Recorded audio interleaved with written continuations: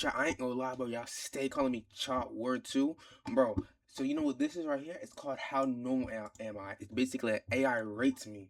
Okay, we got it right down here. You basically get in a call with an AI and an AI rates you. I'm finna let an AI rate me so y'all niggas can stop calling me Chop Word 2, bro. I'm telling you. Bet, let me disable my camera real quick. Disable it. But I'm finna tell y'all, boys, we finna get like a 10 out of 10. I promise you, gang. So let's talk about your face.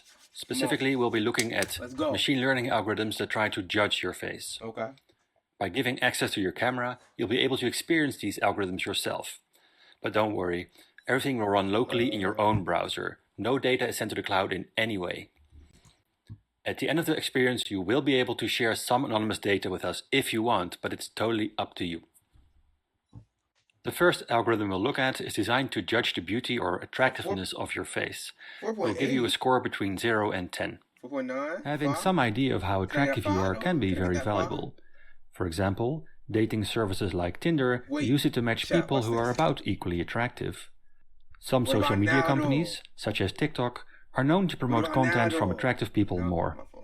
To make an algorithm like this, you need to train it using tens of thousands of example photos that each already have a beauty score. Rating all these photos is often done by students at universities. If you ask Chinese students to give their opinions, their cultural perceptions of beauty will transfer over into the algorithm, which might lead to unpredictable effects when it's used to judge people from other cultures. I wanted to show you an example of this, but I couldn't even get the algorithm to detect black people's faces properly.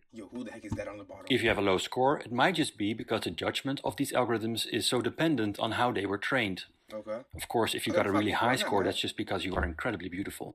Okay. Next, let's look at an algorithm that's designed to judge your age.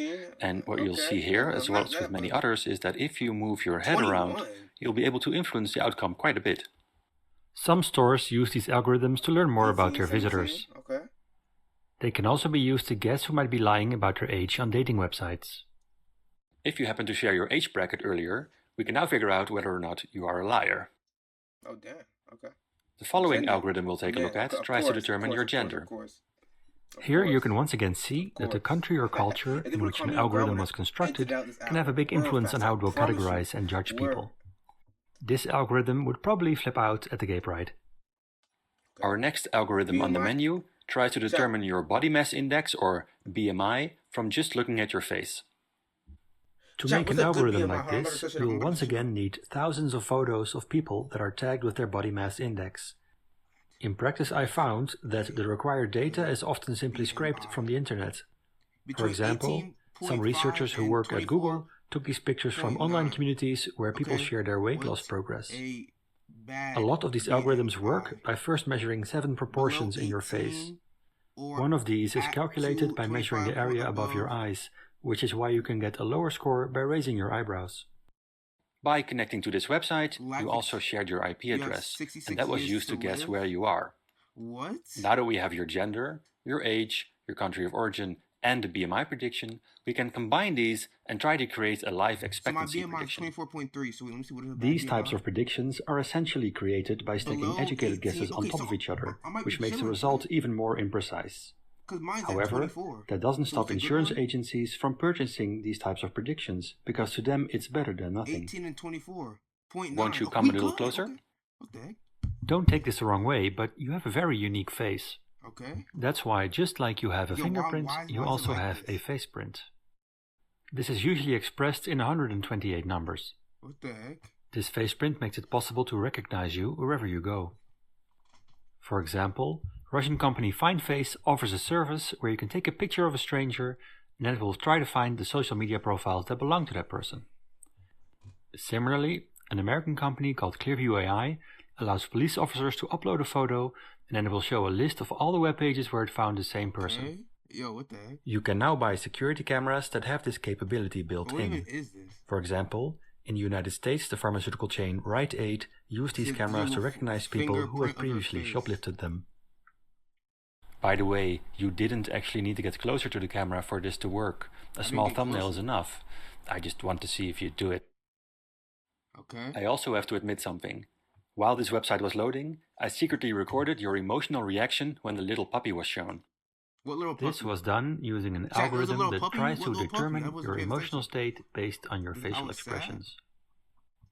A company called HireVue offers online video interviewing tools. They claim to be able to find the best job applicants by analyzing their facial expressions, voice, and vocabulary. This practice has been criticized for giving a lot of credence to algorithms, but at the same time making it very hard to know what people are actually being judged on. As a bonus, for the last few minutes your surfing behavior has also been recorded. You may not realize it, but a lot of websites have little bits of code from companies such as Visual Website Optimizer and Hotjar embedded into them. This makes it possible to record your mouse movements, as well as any text you may have entered into forms. These services can help improve how a website functions, but it also means a large amount of behavioral data is being collected by these third parties. As you probably realize, your data is increasingly collected and combined to create all kinds of predictions about you. By comparing your data to that of others, you can be placed in all kinds of categories. These profiles are not just used to show you better advertisements, but they are starting to impact all kinds of aspects of your life, ranging from getting cheap car loans or insurance to finding a job or even a date. While you can try to protect yourself from this tracking online, where, for example, you can delete your cookies, this is much harder when it comes to your face, which you can't really delete. That's why this type of biometric tracking is much more inescapable and can feel much more constricting. As face recognition technology moves into our daily lives, it can create a subtle but pervasive feeling of being watched and judged all the time. You might feel more pressure to behave normally, which for an algorithm means being more average. That's why we have to protect our human right to privacy, which is essentially our right to be different. You could say that privacy is our right to be imperfect. So we have to be very careful when implementing this technology. As with all new innovations, it comes with great stories of how it can improve our lives in the short term. But with biometric systems, we have to be very careful and really think through what it could do to people and society in the long term if, bit by bit, we allow this surveillance culture to develop. Why is this dude ranking me? Yo, this shit just pissed me off. I'm in the low tiers. I got 25, but I should at least be a 50. What is that dude's normal ranking, bro? His BMI max is probably higher than me. He's not any better, bro. Respectfully, bro.